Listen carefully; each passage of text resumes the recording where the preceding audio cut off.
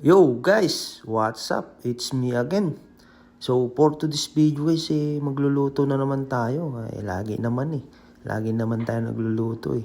Yan guys, inihiwa-hiwa ko na naman dito yung mga kamatis. Maraming kamatis guys para sumarap yung panggisa natin. Pero bago ang lahat guys, sasayawan ko muna kayo ng pampawala ng stress.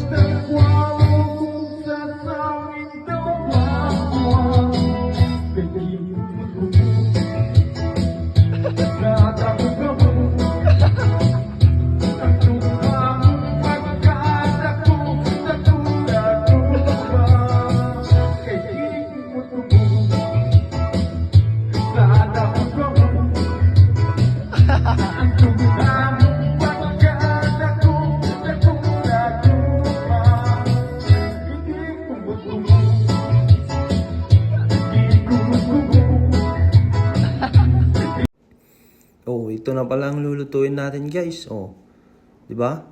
Ganyan lang ang buhay, guys. Pag may problema ka, sayaw mo lang para mawala.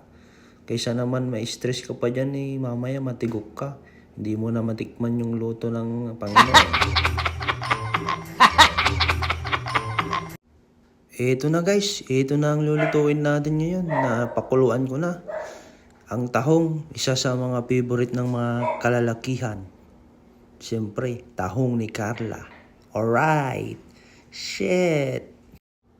So, dito guys, ginisa ko ng maraming kamatis guys para masarap. Wala lang kasi tayong daon ng ampalaya guys na pangsahog ba.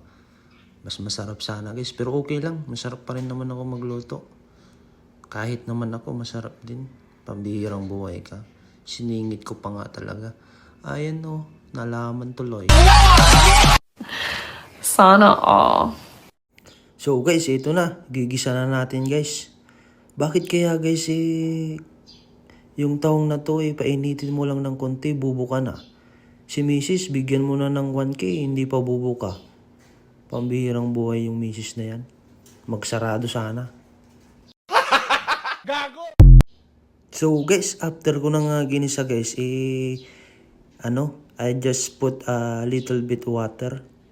Little bit water, English. Ay, nako. Buhay nga naman, Hindi takot mag-English sa Pilipinas. So, ito na ang finished product natin, guys. Ayan, guys. Napakasarap kasi madaming luya sa kakamatis niyan, guys. Gusto ko nga pala yung shoutout si Paulo Hudan. Shoutout sa'yo. So, hanggang dito na lang, guys. Kung hindi ka pa nakapollow, like and share ng aking video. Ano pang hinihintay mo? Mag-follow ka na, like and share ng aking video para updated ka sa buhay ko. Pambihirang buhay ka.